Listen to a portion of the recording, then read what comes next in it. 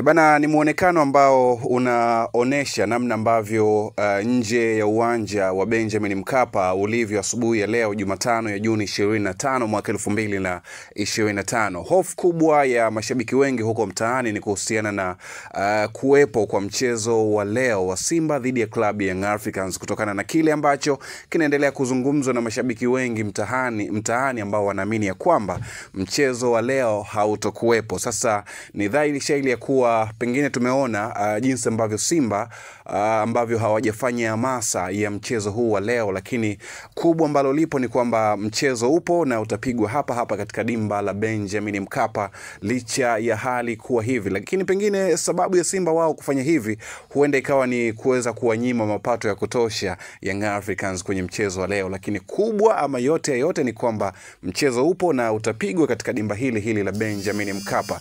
Tumezungumza na moja kati ya mashabiki kindakindaki wa klabu ya Young Africans ambaye ni huyu ni Fumau Mshaili, moja kati ya mashabiki wakubwa na maarufu wa klabu ya Young Africans. Yeye anasema nini kuhusiana na mchezo wa leo? Kazungumza mazito sana. Haya hapa ambayo naenda kuyasikiliza kwa muda huu kupitia Habari Digital. Mimi naitwa Manon na hii ni Habari Digital. Usisahau kusubscribe, kulike na kucomment. Fumau Mshaili huyu hapa.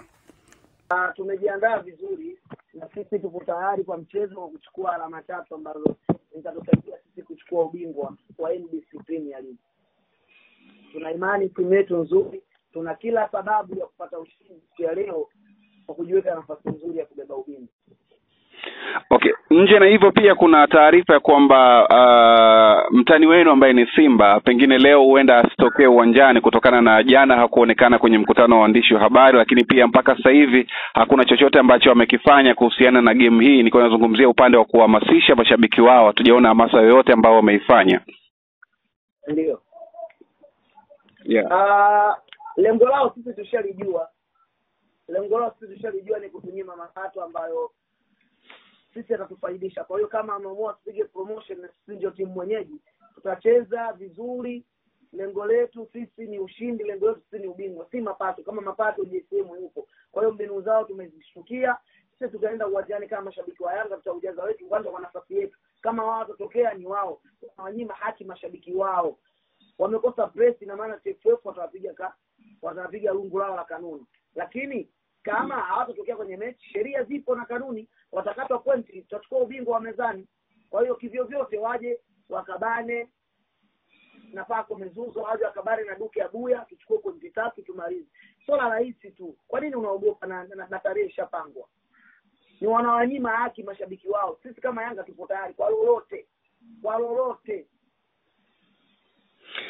Okay, sawa. Unawaambia nini mashabiki wa Young Africans ambao kwa sasa wako nyumbani, lakini pia hofu yao kubwa ni kwamba pengine Simba asitokee kwenye mchezo wa leo na wakaogopa kupoteza muda wao, wamekaa nyumbani wanasikilizia? Unawaambia nini kuhusiana na hiki ambacho kinaenda kutokea leo?